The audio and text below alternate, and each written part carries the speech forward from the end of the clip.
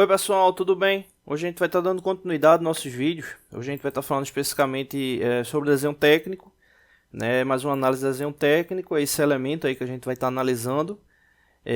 Primeiro ponto, a gente já verifica que ele é um elemento cilíndrico, né? Observa aqui informações aqui referentes a diâmetro, né? Pode observar aqui.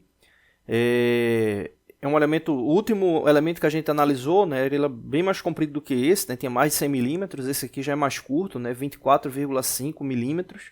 E aí, já para fazer uma referência sobre um tópico que a gente falou no último vídeo, que foi a questão de alinhamento de elementos que acabam sendo executados transversalmente ao comprimento, né. Nesse caso aqui, se observar, ele possui dois furos, né. No outro vídeo que a gente verificou, ele só tinha um furo, né? E aí, nesse caso aqui, os dois furos eles estão alinhados, né? Então, o que acontece? A execução de um dos furos não vai ter problema nenhum, né? Em qual tangente, qual elemento tangente você vai fazer. Só que quando ele for executado, por exemplo, vamos supor que seja aqui nesse ponto, quando ele for executado nesse ponto, o outro furo ele vai ter que ter o mesmo alinhamento. Então ele vai ter que ter o mesmo alinhamento com base no desenho aí indicado. Né? Então ele vai ter que ter o mesmo alinhamento para garantir a perpendicularidade deles. Bom, vamos aqui fazer a análise do desenho. É um elemento, como eu falei, cilíndrico. Né? Ele traz aqui uma informação importante, né? Uma norma 14957 RGE1. Né? Essa informação aí é referente à recartilha, né? Passo de 1 milímetro. Né? Então ele precisa ter essa recartilha aqui, que é justamente para dar maior possibilidade de tração na mão, né? Então, para você ter uma superfície mais áspera e poder estar girando o elemento.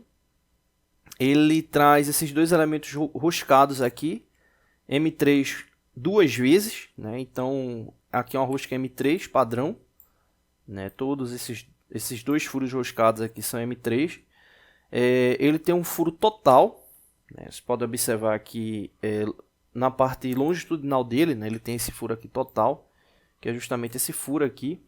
Né, o diâmetro desse furo é de 2,5, né, um diâmetro bem pequeno. Ele traz aqui uma característica de rugosidade aqui N6, né, específica, né, aqui para essa superfície, ou seja, provavelmente ela vai precisar ter uma capacidade de deslizamento maior, né, então acaba tendo essa necessidade de precisão maior. Como vocês podem observar aqui, é uma rugosidade específica.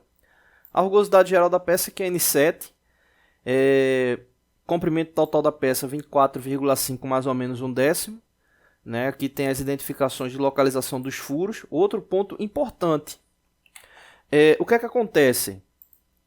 Os dois furos eles estão tomando como referência essa face, né? Com base aqui no comprimento. Se eu pegasse exemplo 24,5 e subtraísse 18,5, eu ia ter justamente esse comprimento aqui. Ou seja, serviria de referência para o furo também. Só que não pode fazer dessa forma, não é o correto. A referência pelo projeto está aqui nessa face.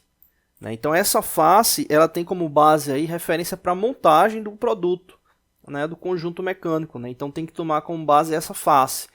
Né? Não pode simplesmente pegar de uma referência com base na outra.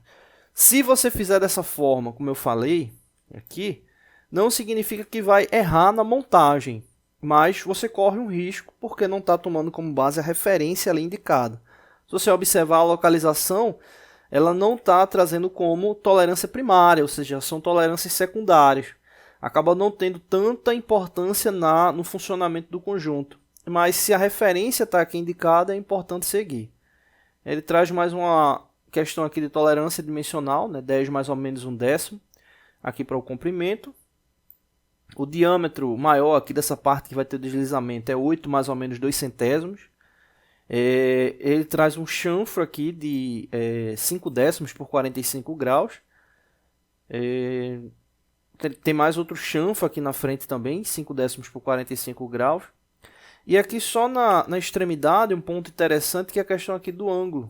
Né? Ele está trazendo esse ângulo aqui de 39 graus. Né? E exemplo, se eu vou fazer essa fabricação num torno mecânico, que fosse girar o cabeçote dele, né, o carro móvel, você tem que ficar atento com qual é a angulação que você vai estar girando ele. Né? Às vezes é o complemento né, para fechar um determinado grau, né? Então é importante ficar atento com essa informação, né? De onde é que está sendo a localização do grau. Se você observar aqui 39 graus, ele está justamente aqui no fechamento, né?